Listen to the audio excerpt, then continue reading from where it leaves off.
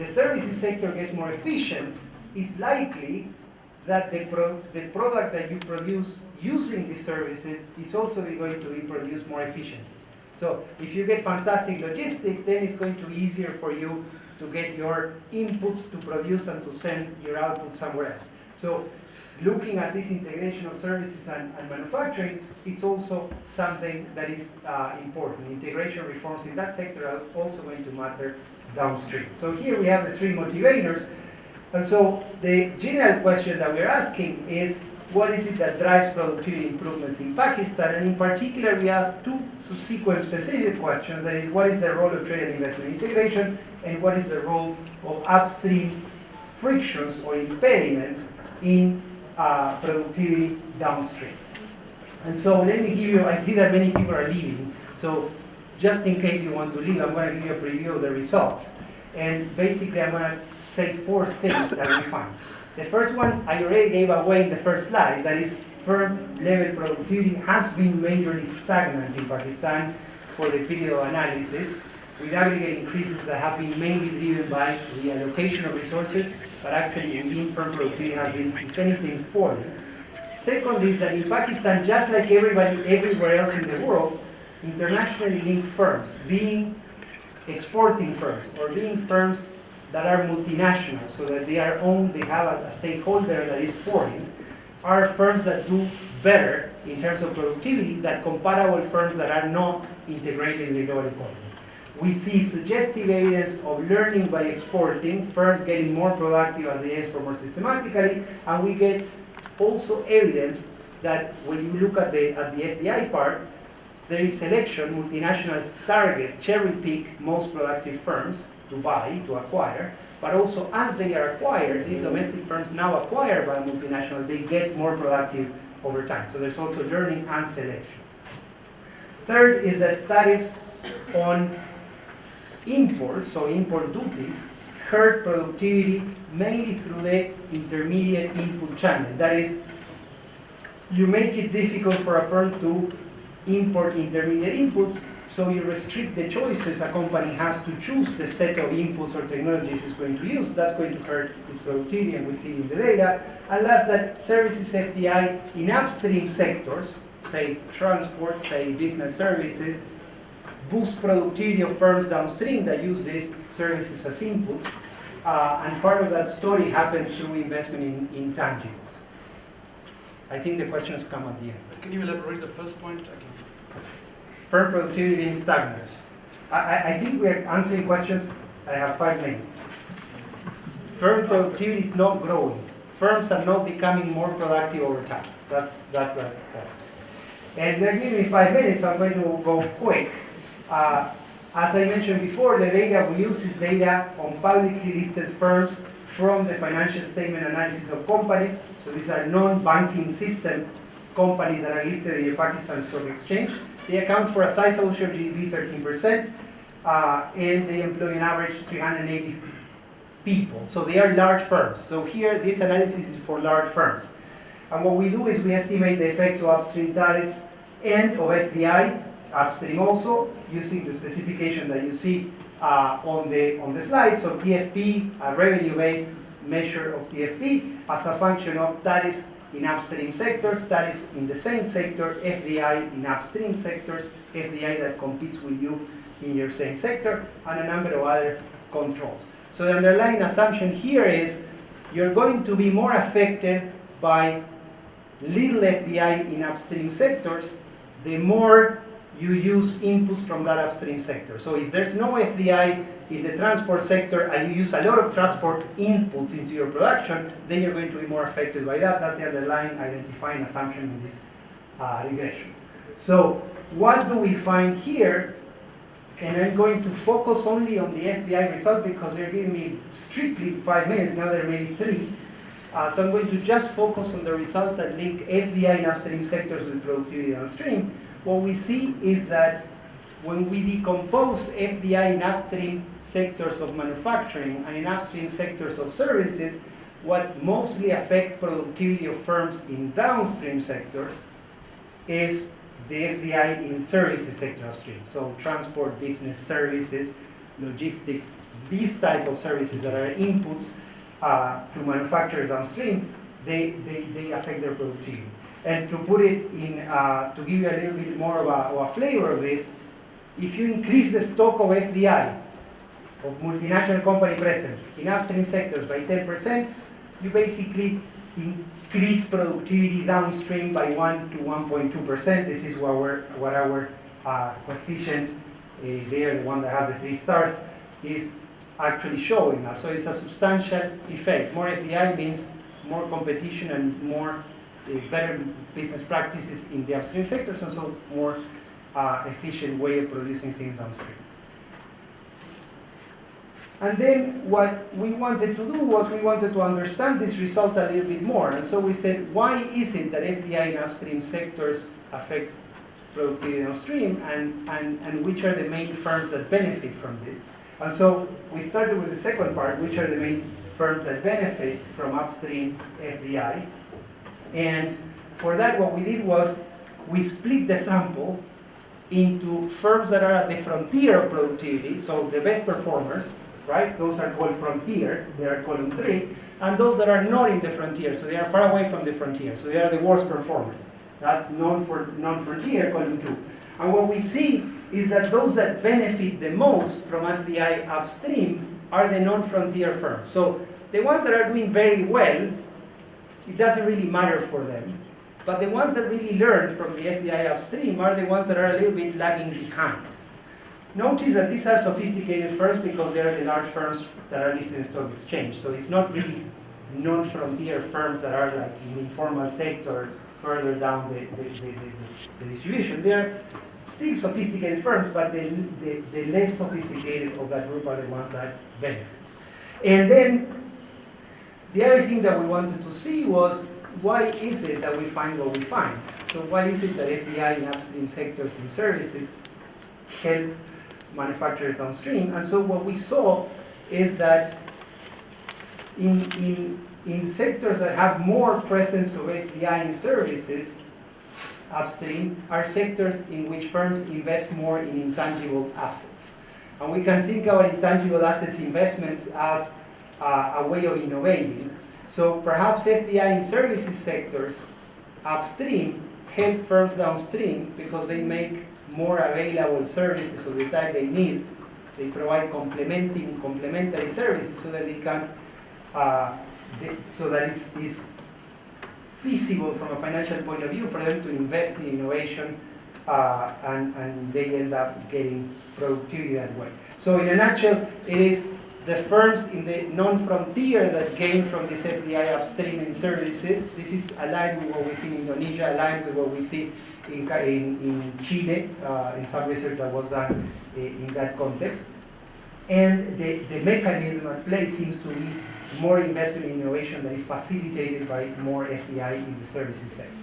So, to conclude, these 4 main messages that I mentioned before: productivity means stagnant, meaning firms not becoming more efficient over time.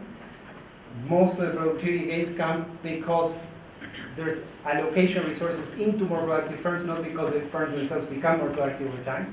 Internationally linked firms being better performers than domestic owned that are comparable. Integration with the global marketplace in upstream sectors, being that in trade, in merchandise, or being that in FDI in services, is something that is going to increase productivity. We see in the data in downstream sectors. And last, upstream FDI in services encourages investment in intangibles, and that can be thought about a way of innovating and maybe explaining why we see that vertical spillover from FDI in services to downstream productivity in manufacturing. So I'll stop here. I hope I... Thank you very much. Thank you very much, Mr. Morella, for presenting eye-opening kind of facts. So before we start asking questions, I would just like to indicate that what I have observed while listening to the presentation, that the firm's level productivity has been stagnant. So I would recall, would like to recall that during the late 60s, We were even better in the region, very frankly speaking, compared with many other countries as regard of productivity. So we were better even than, I was just looking into some of the statistics before coming to this session, that our productivity level per worker was around $5,000 per worker per year, whereas the India was around $2,000 per worker. This is what I am talking about 1960s. So of course, this is not only stagnant our productivity is, rather we have, I think, we have lost what we have enjoyed in the past. And second thing I would like to indicate that the strength, internationally linked firms perform better than domestic ones. Yes, this is what we have been observed from your paper. Productivity starts increasing after starting exports. So that is one of the key message from the paper. And the last message I would like to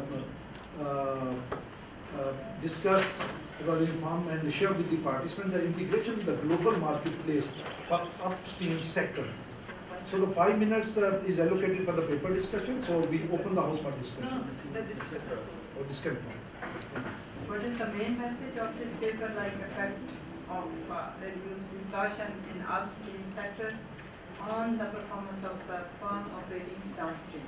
So you actually exploit variation in import duties and check its impact on operating firms which are operating downstream.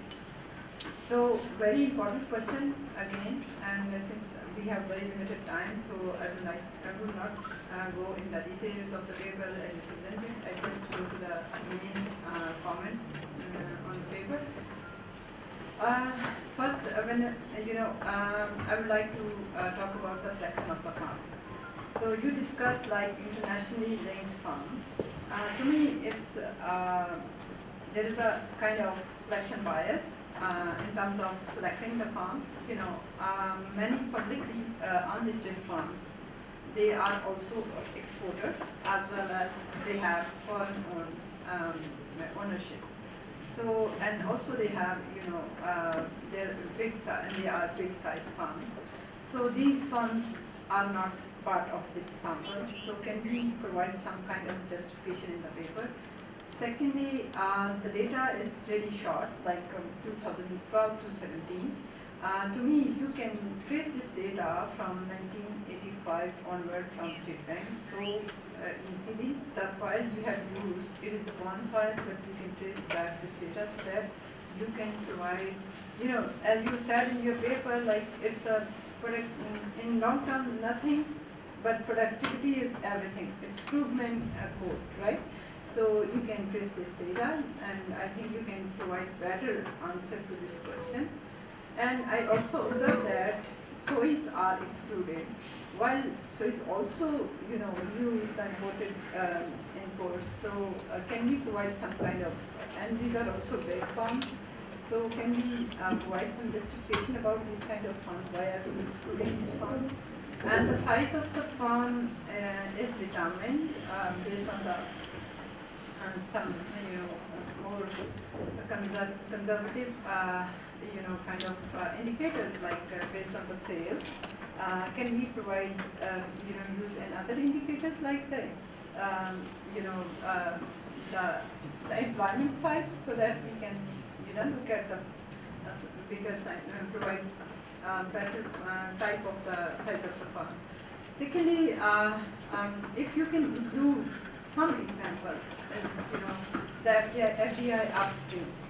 I was looking about what kind of FDI upstream for some specific sectors. So it would be interesting if you can include these examples in your paper.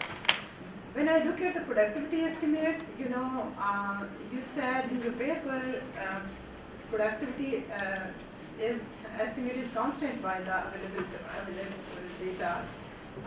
Basically, you have relied on data of total wages instead of number of employees and quantitative output. So, this data, number of employees, empirically, if you look at theoretically, number of employees are used to estimate the productivity, and this data is available. If you can apply it in future in this. Rather, wages are influenced by many reasons, like, it's total wages, and you take average, when you take average, it doesn't represent really the type of employees and the wages going to the employees.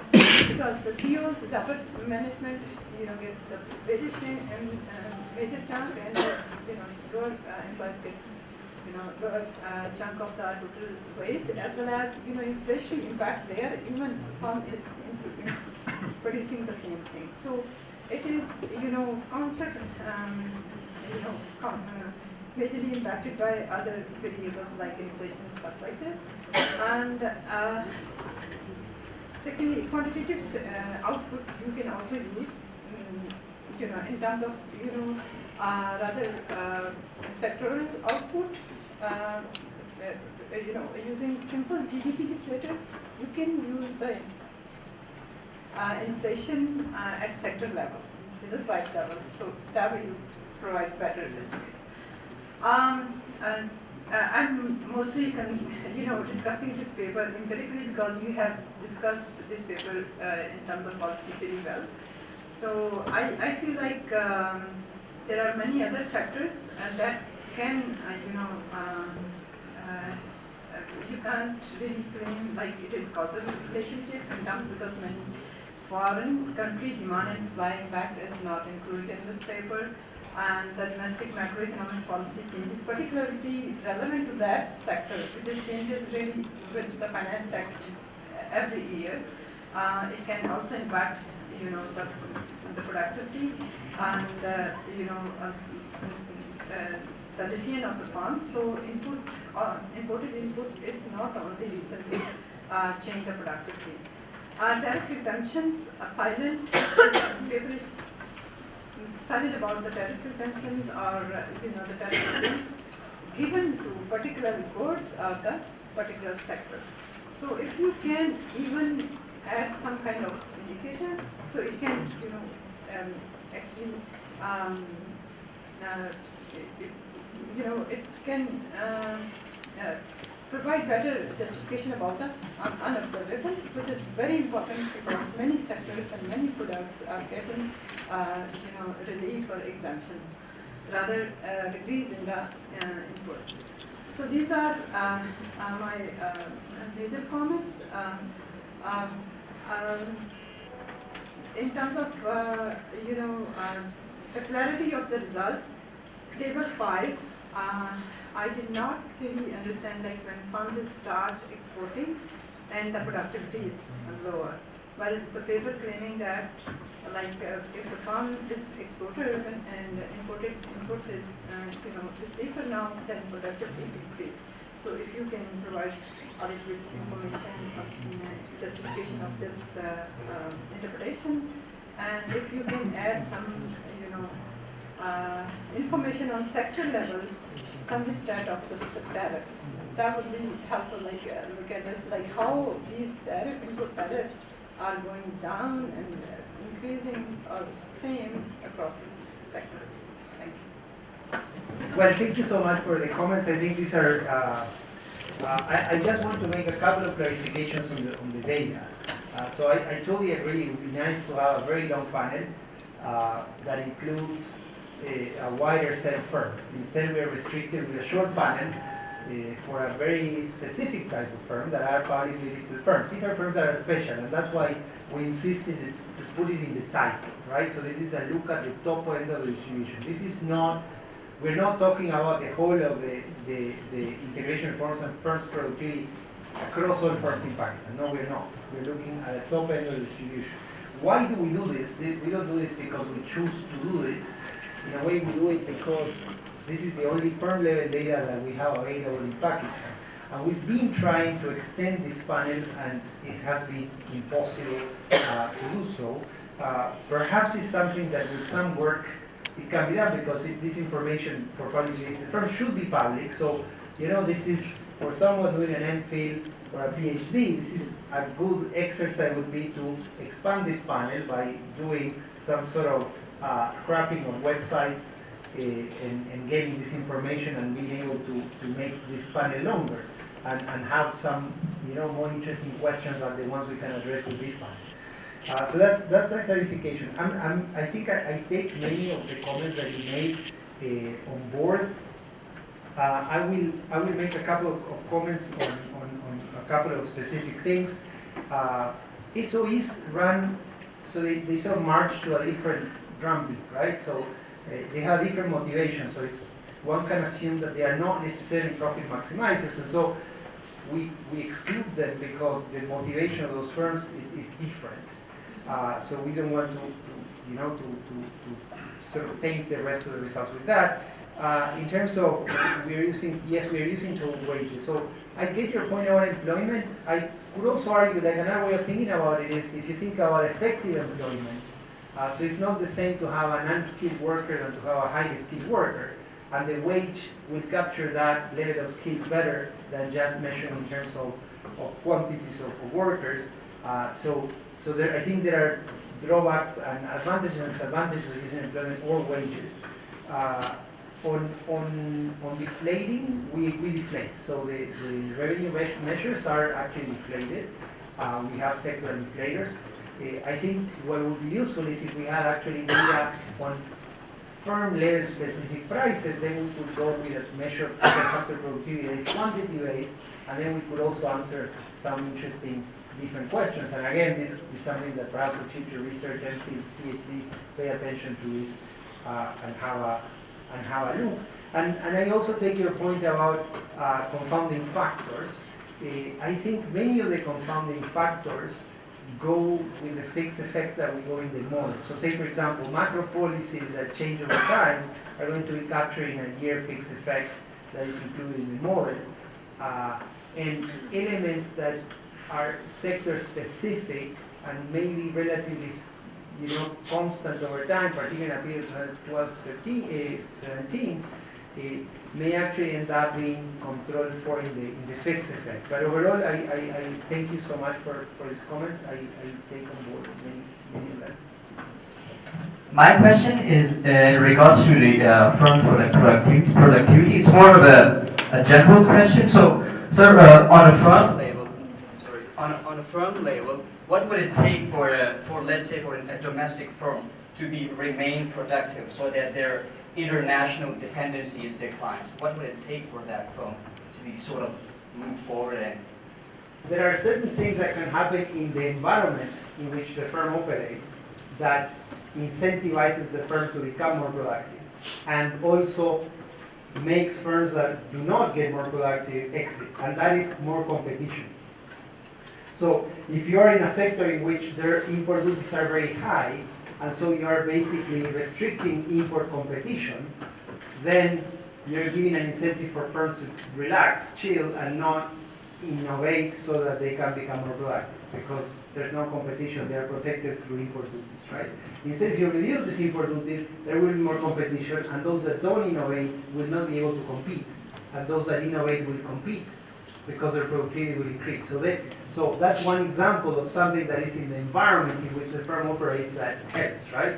But in terms of what is it that firms can do inside the firm to improve, so there's a lot of literature that shows that the way firms are organized, so the managerial capabilities of firms, are one of the main determinants of their productivity, right? And so particularly when firms grow larger, then it becomes more complicated for managers that are not used to managing large and complex processes to do it. So they need to become more professionals at it. So they need to study how to do it, or bring a consultant or an external to learn how to do it. There's some work that some authors from the State Bank Pakistan and some international authors also did for Pakistan. They looked at Punjab and they did a survey of managerial practices of firms in Punjab. And one of the things that comes out is that managerial practices in Pakistan are relatively subpar when you compare them with that of other countries. And one key element explaining that is lack of competition. So those firms that were export-oriented, for example, and therefore were integrated, were competing with others, those were doing better in terms of managerial capacities, those that were not. We're doing related work, and I'll fit through this, that points that, for example, family-owned firms struggle with managerial capabilities too, and there are many family-owned firms in Pakistan, right? So that's a challenge to the corporate governance. Over. Thank you, sir. Any other question?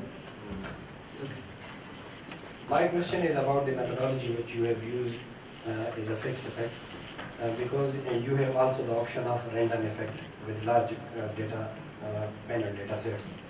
And about the competitiveness, I think the carbon competitiveness is more important than the productivity competitiveness in this era.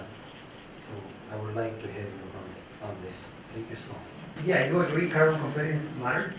In terms of, and yeah, perhaps it's very important. That's good that you're a PhD student, so you can work on these issues. Sir, I am working on climate finance. There you go. Then on random versus fixed effects, I think, so fixed effects allow you to control for unobservables that are specific to the firm and will vary over time, and in that way they are quite an effective estimation technique, and that's why we chose it.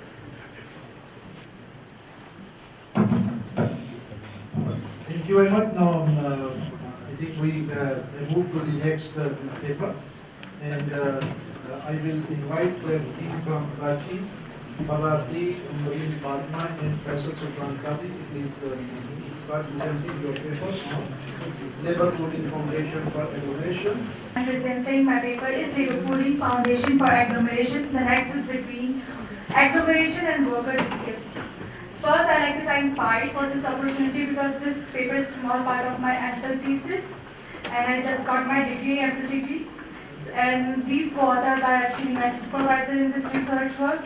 So, introduction. So, why we are concentrating on determinant of agglomeration and why agglomeration is important. This similar question was raised by Fajita and Desi in 1996, that why firm and industries especially concentrate. Some studies and statistics show the doubling of industrial agglomeration increased productivity by 2 to 8%. I've mentioned these studies. Also, these studies based on 3 potential sources of industrial agglomeration mentioned by Marshall. First, labor pooling. Second, knowledge spillover. And third is input sharing. Marshall in his work particularly emphasizes on one potential source of agglomeration, that is labor market pooling. I like to mention some of the important studies that I've gone through. First, there are several studies that examine these determinants of industrial agglomeration over various countries' data such as Brazil, UK, also China and Turkey. I haven't mentioned these studies, but I've gone through it.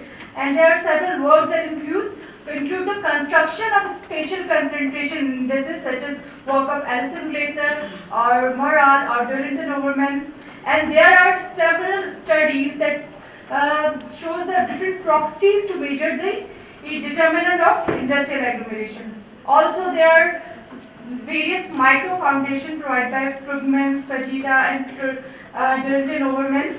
But from the empirical construct, it is very hard to differentiate between these mechanisms. So, to understand industrial agglomeration and its determinant fully, first we have to understand what industrial agglomeration is.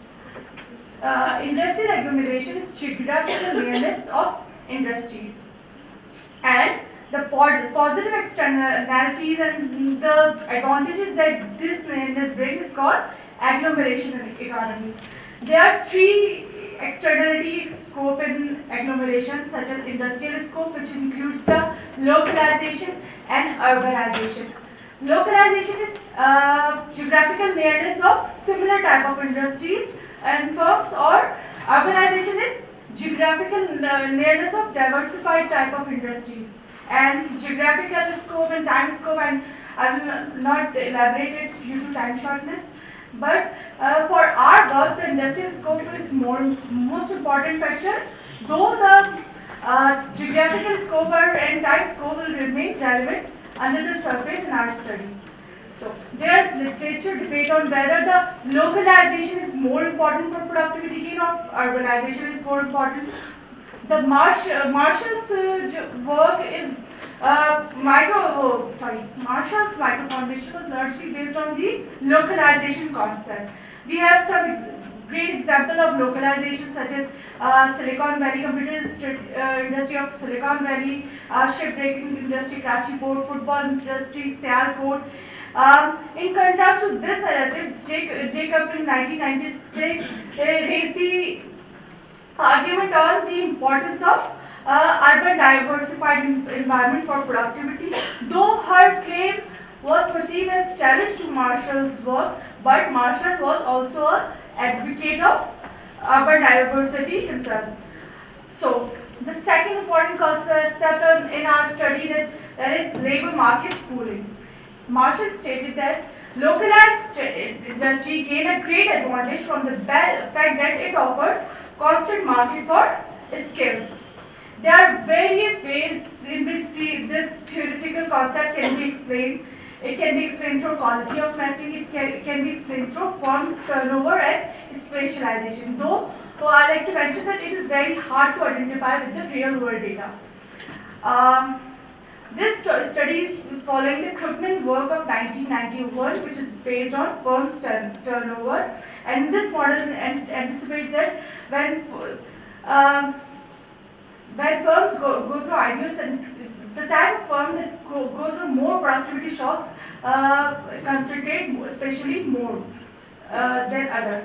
So why we are concentrating on the manufacturing sector, particularly for Pakistan, as we can see, as we have heard so far, that every growth theory somehow, somewhere emphasis on the importance of industrial sector. And we can see that the industrial sector growth graph of Pakistan is actually mimicking the manufacturing sector growth graph. So because it is also mimicking the growth because manufacturing sector is the largest sector in industrial sector of Pakistan.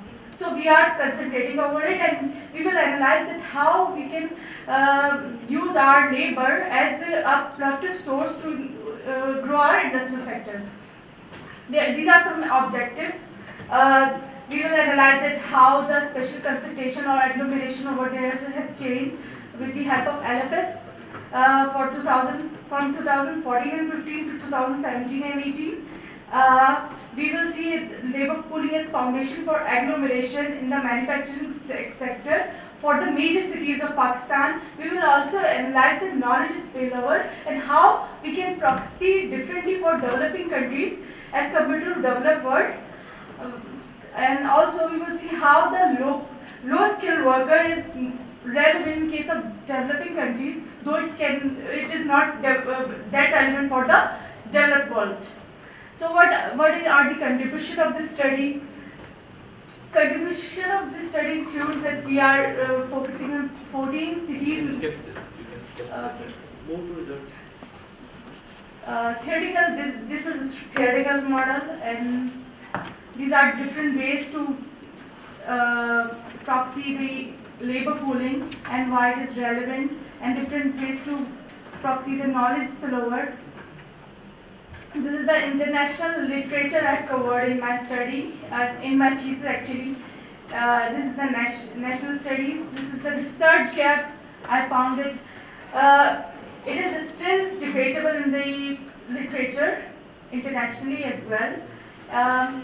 And most of these studies covering this topic is based on the developed world data. And the studies that have conducted in domestic level is only covering the CMI data of 2005 and 6, which is very old methodology. We are using location quotient as a measure of agglomeration, labor pooling, farm to industry based pooling, suggested by Overman and Tuga.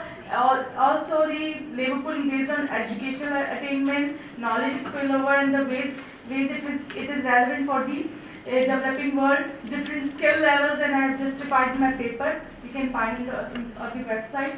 Also, their construction of some important variable and the dummies. Econometric model, Sir, results exactly? Key messages. We can see that over there, industrial agglomeration has declined in different industrial sectors. Though and the major sectors that have high location quotient index shows that this type of industries are highly specialized industries, or industries that are originate on the input-based industries. Also, these are the over-the-air analysis of labor pooling, farm to industry pooling. These are the main regression results. Farm to industry labor pooling turn out positively related to agglomeration at 1%. Also, the tertiary level of education turn out as positively related to agglomeration as expected. Also, the low-skilled worker and on-the-job training variable. Also, we have found that not only the low-skilled worker, also the skilled worker is turned out as important factor for our industrial sector agglomeration. So, this is the conclusion I have concluded in word. And there are some recommendations. Why we are concentrating majorly on cities, because Pakistani cities are overcrowded right now, and we need new industrial spaces. And with the help of determination of different industrial agglomeration determinants, we can grow and develop new cities. And we can use the low-skilled labor to initiate these agglomerations centers. Thank you. Thank you very much, Dr. Pradeep, for presenting your credible work done on labor pooling foundation for agglomeration. Now we will open the discussion session. I will have my comments. It is an honor and privilege for you to present such kind of paper at such age.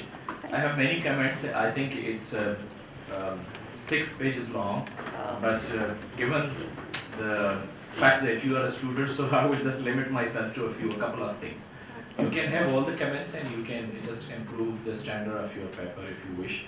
But first of all, it is more on the format of a thesis, not an article kind of thing. Secondly, if you see, this is in line with the literature, and yes, the spillovers and large scales manufacturing departments need special attention in all its due dimensions. You have talked about the agglomeration, but if you check the title of your paper, it is saying the labor pooling foundation of agglomeration. The nexus between agglomeration and worker skills. Your title shows a different story, while when you come to the objectives, you are finding it with a model where you are depending the geographical concentration of labor, and it is location quotient with the location quotient.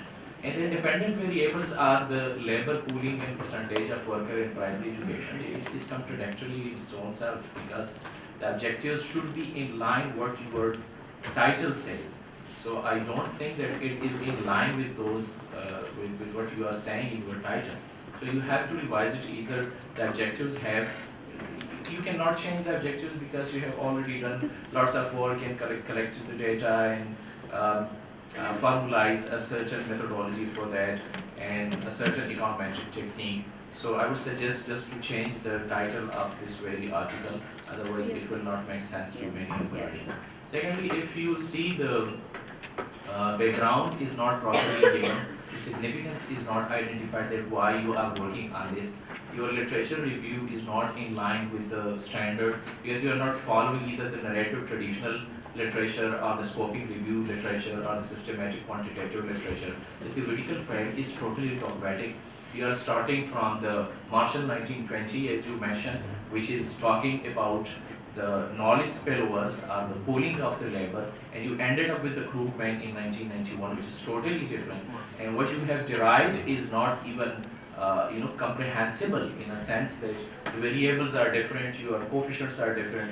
Sometimes you are exploring to give the details of the variables but not the coefficient. In other times, you are providing details of the coefficients, but not the variables. Given that inside there was a notion I have studied which says that the productivity of labor is equal to the wages they are getting.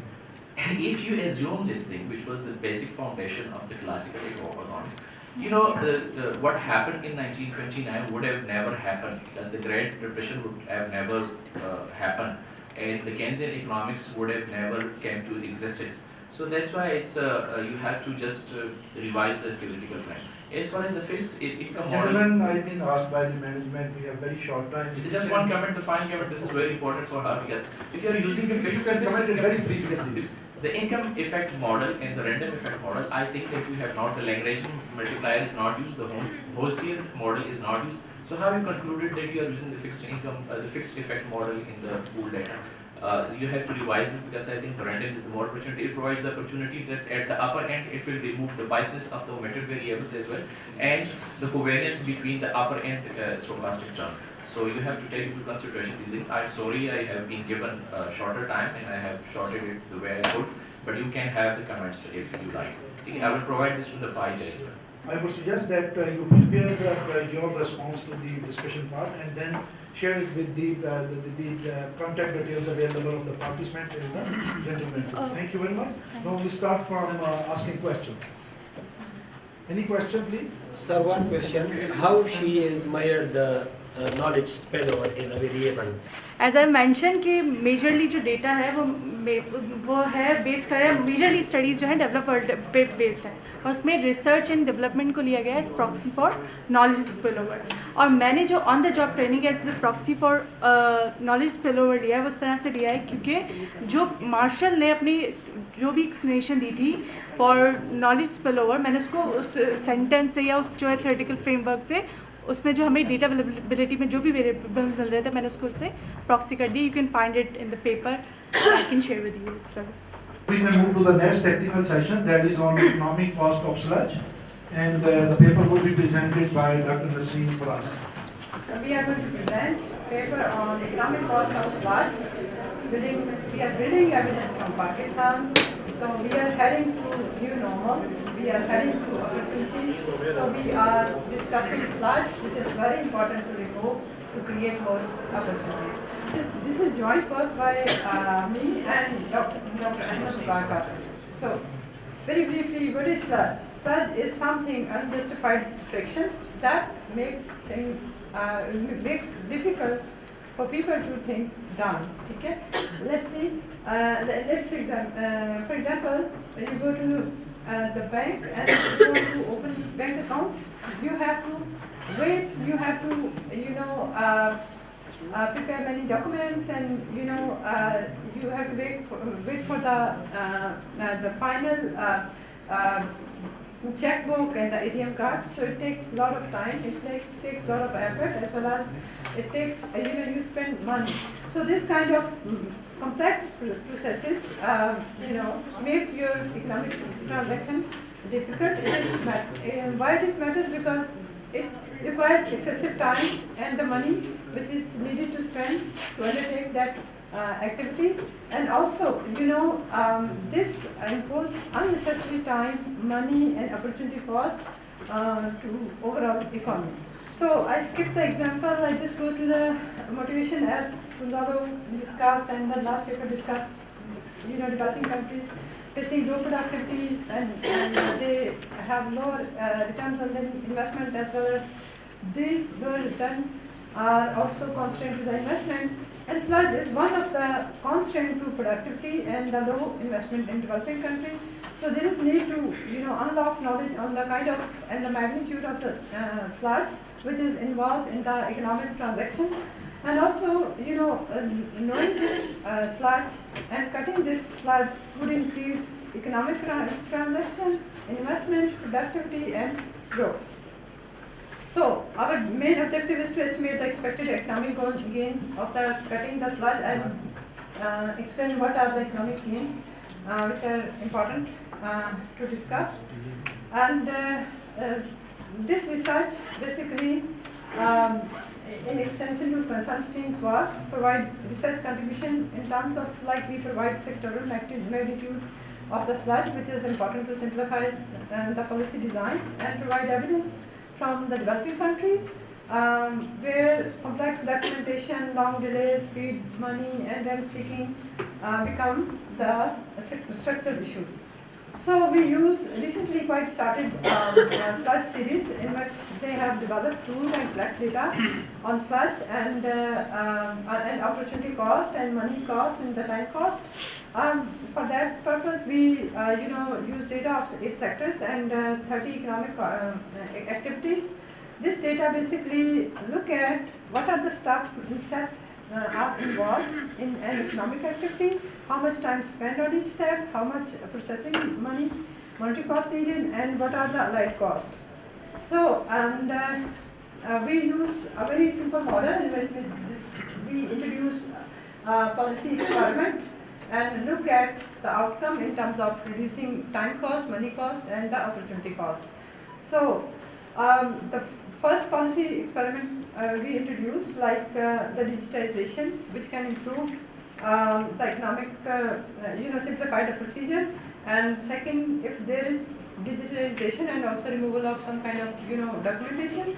And third, policy experiment we introduced, like digitization and the full elimination of all unnecessary paperwork and the steps.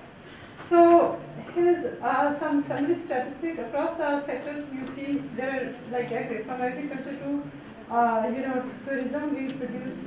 We show the impact of hypothetical policy experiments. If one is digitization, two is the digitization and some removal of unnecessary steps, and third is the full elimination of paperwork as well as the digitization. So, time,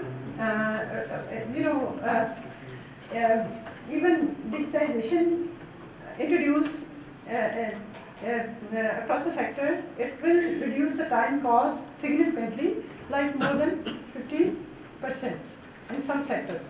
And also it reduce the monetary cost. I'm sorry, this one is money cost. Again, when we introduce the digitization and removal of some sludge in terms of unnecessary steps, the monetary cost also reduces. It is also sometimes 60 to 80% in some sectors. So overall result, like we have very limited time. So I'm just heading to the key takeaways of this study, like introducing digitization. Overall, in all sectors, reduce the time cost more than 20%, and it varies across the sectors. And full elimination further reduce time cost 20%. So overall, we observe 40% time cost reduce when we introduce, digitization as well as remove the unnecessary steps specific in each sectors. Similarly, it reduced the monetary cost like again 19%, but again it varies, like in financial sectors, it more higher in the tourism sectors like 60%, and it's lower in the financial sectors. And again, across the policy experiment, the results are different. So it gives you about idea about the policy implication, where digitization is more important, where removal of the unnecessary document is more important, and where full elimination is possible. There is opportunity cost, which is related to this sludge, which occurs when you wait and there is a delay in the economic transaction. So it is the gain in terms of removal of the wait time delays in the processing. So sludge increase economic cost. It is constant to transaction. Cutting down sludge will increase the sectoral productivity and increase investment and GDP. Thank you very much, Dr. for for Sludge. Now, the comments are offered.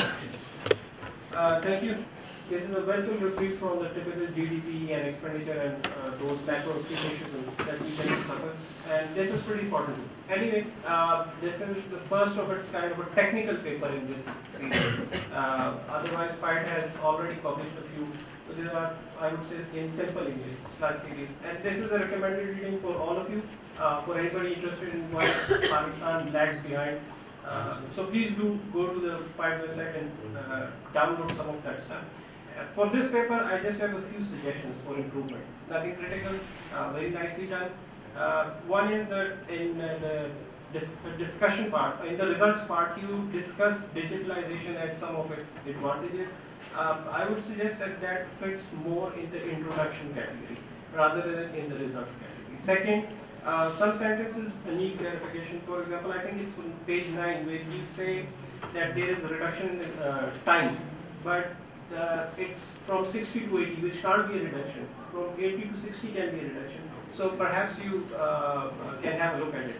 Then there are in the paper there is figure 2, and in some of part of those figures there is a right-hand scale where there is mention of quantity, but in other parts of the figure there are no. So please bring uniformity, right? And then last comment, the technique, the difference in difference technique. I would just suggest that before using the technique or before going on to embark on your results, if you could just explain in simple English why you use that technique rather than other techniques, then that would be very, I would say, very helpful for the people who don't understand that, because it's for general reading. Thank you. Thank you so much, Dr. Shahid. These are nice comments, and I think all these comments would have to be addressed. So I'll update my paper. I just like to respond very quickly. I will borrow the words of Gonzalo. This is a working paper. Definitely we will polish it. And why we use difference in difference approach? Because we want to see the recommendations which we were suggesting in our Sludge reports, and we hypothetically suggest that if government impose those recommendations, so we have a policy interventions. And when you have to analyze two scenarios where after before policy intervention and after, then the most common approach is difference in difference. That's why we use difference in difference approach. I have a question. Have you recommended any measures for reducing the sludge in your study? And if not, would you like to add it for some future research? Yes, sir. In our Sludge series, we have recommendations. Actually, we track down the steps involved in every activity, starting from stepping out from your home to stepping back to your home with one activity done. And based on that track, we have 3 sets of recommendations. First, where the digitization is possible. For example, you have to pay a challan. Why you have to physically visit National Bank? Instead, you can pay it by a simple app. If you have an app like the government is trying to do. And the second set of recommendations, policy recommendations we have is where partial elimination is possible. My example for partial elimination is that, for example, in different activities you have to have an agreement on stamp paper or an affidavit. Our recommendation is that instead of having an affidavit, why don't you make that requirement a part of application form and just take the consent of the applicant. The third set of recommendations in our series is where full elimination is possible. For example, if you go to before honoring a check, the bank asks you to have a attached CNAC copy. So this is, in our understanding, is totally unnecessary step. You can eliminate. So we have 3 sets of recommendations. Thank you. We have one more question from the last chapter. My question is it's more about the literature actually. It's a general question. How do you if you show how Pakistan is different from other countries regarding sludges, how other countries work, and do they have these sludges? Do they have colonial origin, like once colonial past or something like that? I spent 4 years in Japan, and I opened my bank account. And you will be surprised that I have never ever visited my branch. I don't know where it is located, and I was able to create my account anywhere on mobile phone. So this compare it with Pakistan. For a student, it is very difficult to get bank account open, and then you have to visit bank again and again. If you have to withdraw cash more than 50,000, then you have to go visit physically there and present your CNIC number and so on. So this is a huge difference. Means if I have to pay a bill in Japan, I just one click, 1 second, my transaction is done. But in Pakistan, it may take 2 days. So in terms of literature, this is recently developed literature. Recently, Sunstein published a book and a study on Sludge, in which they discussed about the Sludge in the US. Okay, you don't see actually much data and the literature on this kind of research area, but you can see research on cost of economic transaction, which is a little bit different from this. So PIDE is first we started this study recently. It is not first in developing countries, but also for the would be an evidence for the developed countries. They have different kind of sludge, we have different kind of sludge. What about the origins? What are the origins of these? The Sunstein study on sludge. No. Origin of what? Friction. Yeah, I got it. The sludge exists everywhere. Whenever a citizen interacts with the government agency or any other service providing agency, there is a friction. But the point is how much friction exists. So friction means cost. It costs you monetarily timely. So what we are trying to do is reduce the friction. That will encourage your transaction, and GDP in one sense we can define it. GDP is sum of transactions. So if you reduce the friction in transaction, there will be more transactions and your GDP will grow. So this is the thing. And tomorrow we will have Cass and Steam as an MIT lecture, and you will hear him. And these studies actually, Cass and Steam encourage us to conduct these type of studies. So why take this initiative? Thank you very much, Dr. The last question. The gentleman is very keen asking question. Sir, the third question. I am ex-PIDE and I have learned all from these people. So my question is, what is the economic cost of sludging? Actually, we do not see any cost of sludging. The paper says economic cost of sludging. What is the cost? And the second thing is that for difference in difference method, I think we need 2 time periods data. Yes. Importantly, why not you deal it with the dummy, intervention dummy, instead of using difference in difference method? On your second question, I recommend you our paper. Why we have used difference in difference. On your first question was about what is the economic cost of sludge? Economic cost of sludge. I was having a discussion with Gonzalo, and I gave him the example that, for example, the Prime Minister is very keen to have a high-rise and construction industry. So we did an activity on high-rise. You know, in Islamabad, it takes 4.5 years to get permission for a high-rise building, and there are 4 different agencies involved, and you need 8 NOCs. So, for example, if I have to build a high-rise, my budget is 100 million, and over the 4 years, we have estimated that my cost will be 189 million. So 89% increase on my cost. That's the economic cost. Thank you. So thank you very much, gentlemen, for your response. Before now I conclude the session, I would like to touch upon my insight with reference to 2 of the areas which I think I can add value to the extent that I have the capacity to add. The number one, the productivity. There was few questions related to the productivity. What kind of what is productivity? In a very simple term, it's the output to the input. That's it. So it's the efficient use of resources. And when I say the productivity, to me, in this region, it came. And I can recall from our neighbor countries like Japan, we were talking about too much from the late 60s and the 70s about the productivity. So basically they talk about the 4M1P, man, method, material and machine. So efficient use of man means the knowledgeable era, is the era of the knowledgeable economy.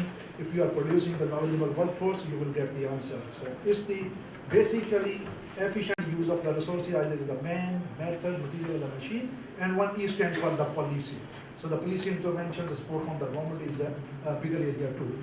In the next one of the term, I would like to elaborate a little bit more, and particularly to make it easy for the understanding, as I understood it in the past, like labor pooling foundation for agglomeration.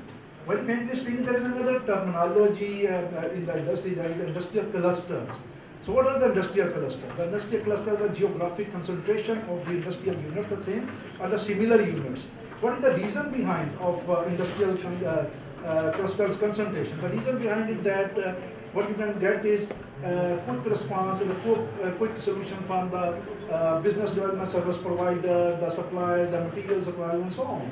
So when those services are available in the quickest possible time, that will help you in reducing your production lead time. So that is the main area, and the government may provide incentives. You have suggested a very good suggestion that government may provide incentives in locating the geographical concentration corridors to encourage the units to locate themselves there so that they can reduce their production lead time. So basically, one more announcement I would like to give, as I represent the National Productivity Organization, Government of Pakistan. So realizing our lower productivity for the years and not being competitive in the many areas, and that is the main reason that we are losing at many fronts in industry. So our factories, maybe I can quote you, like our ceramic industry is no more becoming competitive. So the import flux is there, the China influx is there, and many other influx are there.